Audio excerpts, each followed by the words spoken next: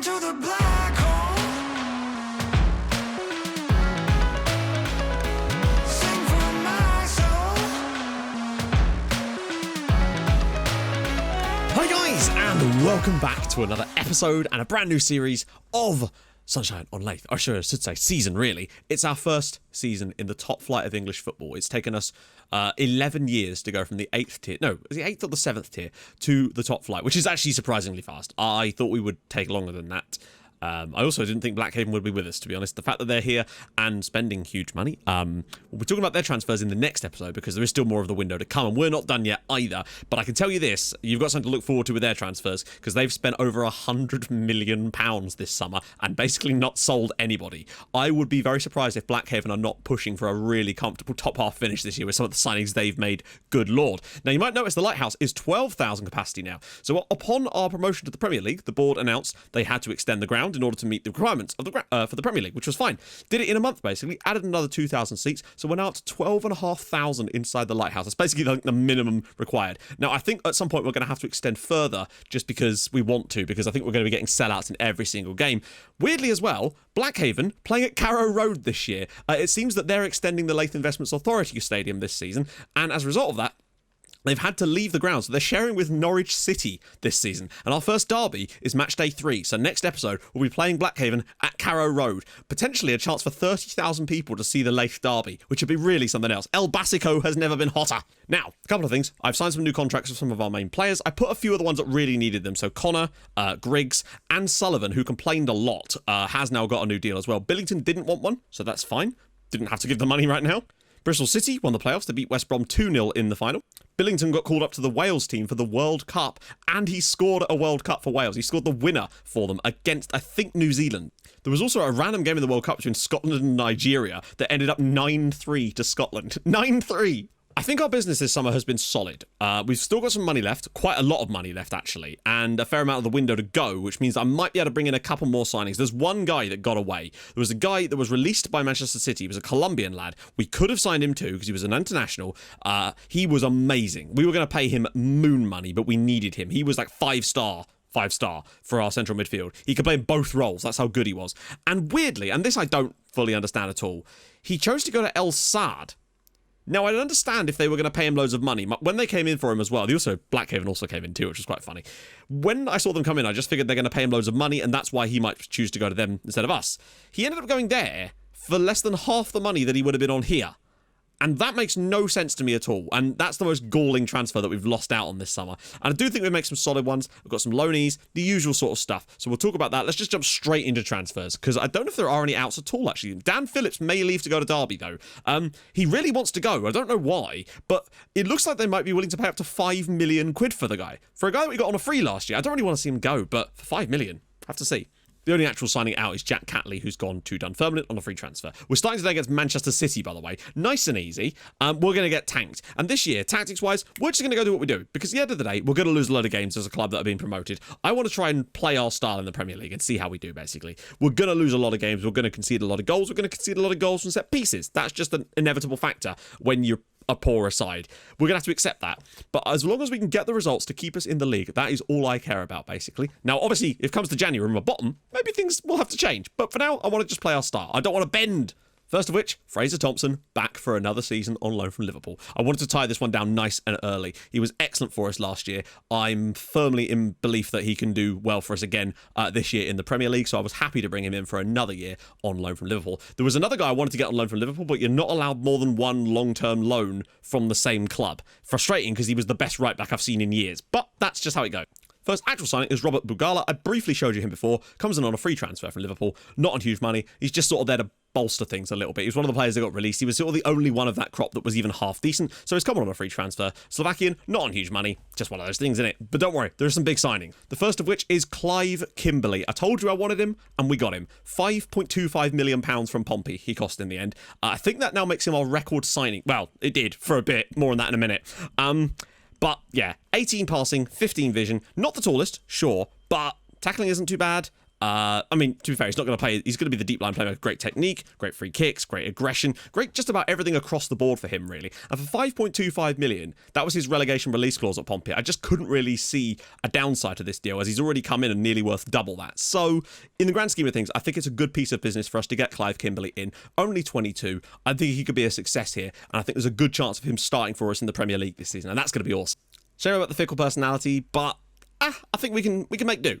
Next up is Hicham Seba, a Moroccan goalkeeper. Now, obviously, we've opened up a lot of doors. We've got more scouting availability now. And as a result of that, we were able to bring in some slightly more eclectic signings, particularly as there's some real gems you can find in North Africa, particularly. So for £500,000, I thought it was a reasonable deal. Got a work permit, which was somewhat surprising, but he does actually play for Morocco. So I guess that's the reason for it. They're actually ranked quite highly. I think 28th in the world right now. So getting him in now, a very, very good idea. Just to provide a bit of backup to Russell Griggs. And I think he is very much that.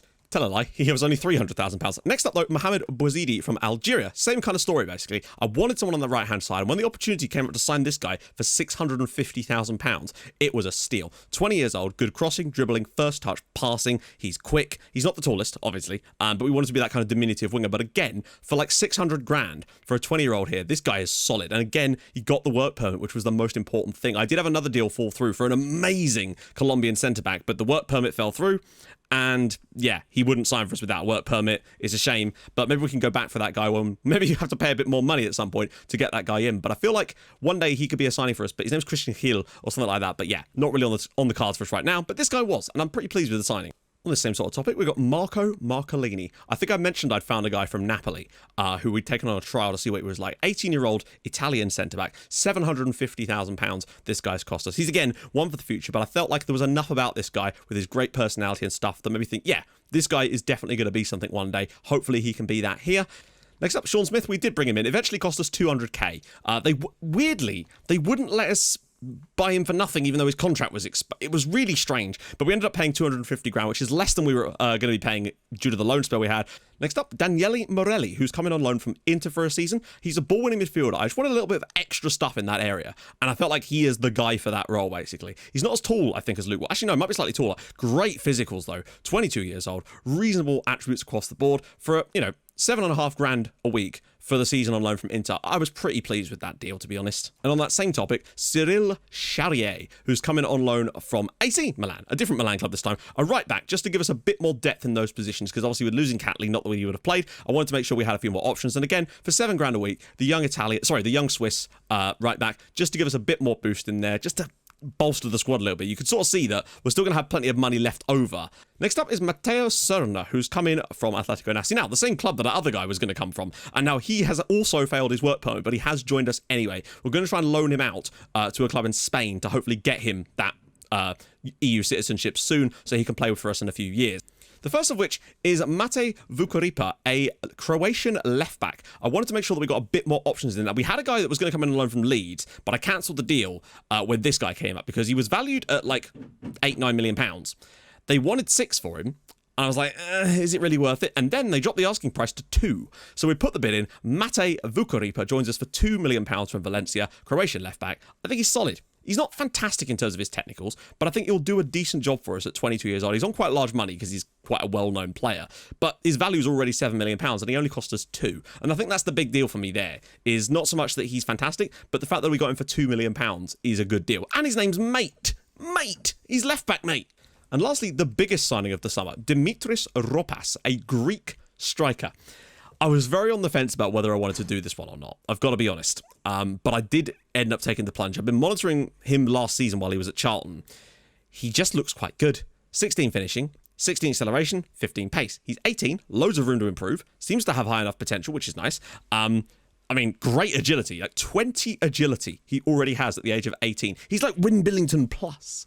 And 14 off the ball, decisions, composure and anticipation are fine. He's only 18 again, so there's a long way for this guy to improve. And if we could pump a load of energy into those areas of his mentals, he could really be a fantastic player. And at 18 years old. Now, this is the part where it's like, wow. The deal in total will cost over 3 years, £12 million. So he's our record signing. Only 5 of which, though, is up front.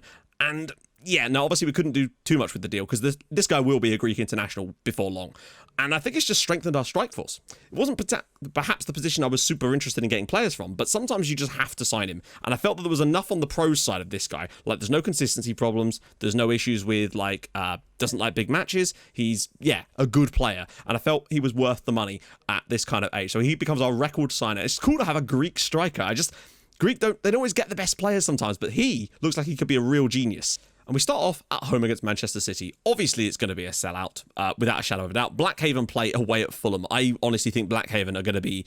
I'd be interested to see what they do this year with that kind of money, now that they've been spending it massively. Now, we won't look at their strike. We'll look at their transfers at the end of next episode when the window shuts, because it's just going to be more interesting to see what they've actually fully done. But they've already spent 100 million. Selection advice, let's get this team going. Nelson on the left, Bouzidi on the right, Watson and Buffo in the middle, although, no. Wait, where's Clive Kimberley? Oh yeah, he's still learning the role, but I feel like he's the long-term man for the job. Morelli will also come in instead there.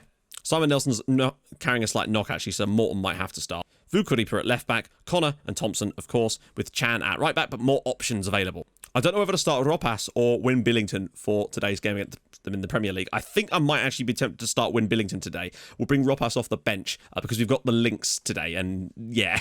So the bench will be Charlier, Smith, Buffo, Ropas, Ross Harris, Luke Watson, and Simon Nelson. It's definitely getting better for us, I would say. Not that any of that really matters a great deal, because we're playing against Manchester City and we're going to get absolutely spanked, but that's the best we can do is try to fight fire with fire, I suppose, in before 5-1. That's fine, though. It's also worth noting that, boy oh boy, can Clive Kimberley take a free kick. He's got 16, which means we might get some excellent deliveries today. So not a great deal of new people to the team, really. Vukuripa's in there, Morelli, Kimberley, Bouzidi. Actually, there's a few people. Right then, massive game. First ever match in the Premier League for Whitport Athletic at Castle Park, and we could not be playing a more difficult opponent. Well, I suppose we could, actually, because Manchester United are the league champions. So there's that, I suppose. We're just going to have to see what we can do. I think we'll lose quite comfortably here, but we've just got to give it our best shot. Why does the game feel so slow? Had it on the wrong setting from when we finished off the league title last time around. In addition, Simon Nelson has now moved up to become the team's vice-captain. He's a very good leader anyway, and his squad status, I feel like, warrants it. So we've removed that from Regan Booty, and now Simon Nelson is moving up. One day he will be the captain. I think it's only going to be another couple of seasons before Nelson is the captain of the club. Chapman's through already, and good save. Griggs makes an early stop here against his former club. Laranaga. Well, there we go. It would be somewhat apt that the first goal we would concede of a new season would be an indirect free kick now, wouldn't it? But like I said before, we're going to concede a lot of those this year just because that's what happens, unfortunately. Don't know what happened there, but Demerol gets the header, and it's 1-0 at Manchester City. All I really want to see from us today is just to create a chance, and Sullivan's throw, and he's equalised. Unbelievable. Sorry, I wasn't even talking because I didn't realise there was anything going to be going on there. Clive Kimberley's off the mark for assist, and we've actually equalised. Franz Sullivan scores a goal in the Premier League. That was not expected. Lovely little pick out here from Clive Kimberley, though. Sullivan, of all people, making the running behind. Terrible defending from City. And, well, we've scored our first goal in the Premier League out of nowhere. Dave Morton has now hurt himself, which means that's not the good start. But thankfully, Simon Nelson's available on the bench. I'm just worried. God, I was not expecting that, to be honest. I figured that we'd probably lose about 3 or 4-0 here. But to even score a goal, oh god, Griggs in again, and a great save again from the goalkeeper. The fact that we've even managed to equalise against City to give the fans something to cheer for is still a nice thing. Dubois out wide. Get your blocks in, lads. Oh god, Florentino's going to ping one here, isn't he? No? Someone's going to. We're set up quite nicely. Oh, he's going to get caught out. And Chapman. Oh. Blackhaven lead away at Craven Cottage through Kenya. I can't wait to play those guys again. And it's saved by Griggs, and he's not managed to keep it in. In fact, it's now 2-0 to Blackhaven with McKinnon. So, yeah, they've definitely strengthened. Laranaga, edge of the box. Oh, please not one of these goals. Please not one of these goals. Oh, what a save. And it's 3-0 to Blackhaven now with Ernie McKinnon grabbing another one for the season. Well, half-time, and sure, we're getting battered in a lot of respects, but we're level. Whitport 1, City 1. 4-0 to Blackhaven. One thing I am enjoying immensely is Clive Kimberley is running things in that midfield spot. Like, he's already up to a 7.8. He's spraying passes around like nobody's business. Nelson's through, and it's Bouzidi, and it's over the crossbar. That was a real chance. 15 minutes to go here, and we're still in this game. Kimberley has a shot on target there. It's incredible. We're actually holding City here. Ropas is now on the pitch as well. Give him a little run out for the last 15 here. See if he can come up with something magic. As Blackhaven a 4-1 up at Craven Cottage now. McKinnon scored a hat-trick. Oh no, Laranaga's through. This is a big chance for Griggsy to save this, and he does. We're playing for set pieces. We're going to time waste the crap out of these final few minutes. If we can steal a draw against City, that would be magnificent. Bouzidi. Unless there's something more in the tank. Chan. Can he flush it in for... Oh, it's going to be a corner to us, though. Something we usually are quite good at. Oh, that looks like it's going to be it, unless there's something in the last 30 seconds of this match. Chapman. Ball through, punched away. Özcan. Blocked. Cleared again. 20 seconds left and Nelson could just run this. Go on, Simon. Run, buddy, run. He's going to get dispossessed and he's just run it out of play, but I don't think it's going to matter. I think we're actually going to get a draw at home to City in the opening game of the season. Well, I mean, we've not deserved the draw, but the players have fought hard, and Sullivan's goal looks like it is going to have done. Yes, what a start. Blackhaven go top after the opening day with a 4-1 away victory at Fulham, but we get a draw against Manchester City. Clive Kimberley, man of the match on his debut. The player newly signed from Portsmouth, was our record signing briefly. Ropas makes his debut. I mean, it couldn't have asked for a better performance, really, in terms of the result. Performance-wise, it was always going to be tough, but what a game from Clive Kimberley. What a pick out for the goal. Brilliant stuff. Off to a very, very good start. Now, of course, next episode, we're going to come back. Oh, bloody hell. I'm not entirely sure how we're going to structure this, to be honest, because obviously there's less games in the Premier League, so we've got to be careful how we structure this. Obviously, Blackhaven will be in there somewhere. Either that'll be the first or second game, and we'll just sort of figure it out, basically. Maybe do Blackhaven, then come back for West Ham so the transfer window's shut. I don't really know at this point. Anyway, if you've enjoyed this, and I hope you have, I think we've done well. Signings-wise, I think we're moving the right direction. That game is a bit of a fluke, but still, it's a good result that we maybe could help us stay up at the end of the year. Still more signings to come, hopefully. I'll show you Blackhavens as well. Yeah, if you've enjoyed it, drop a like. If you're new to the channel, subscribe. Follow on Twitch. I stream on Tuesdays, Thursdays, and usually at the weekend as well. And yeah, I'll see you tomorrow for some more of this madness. Thanks for watching. Hold your gun. Capybara. Bye-bye.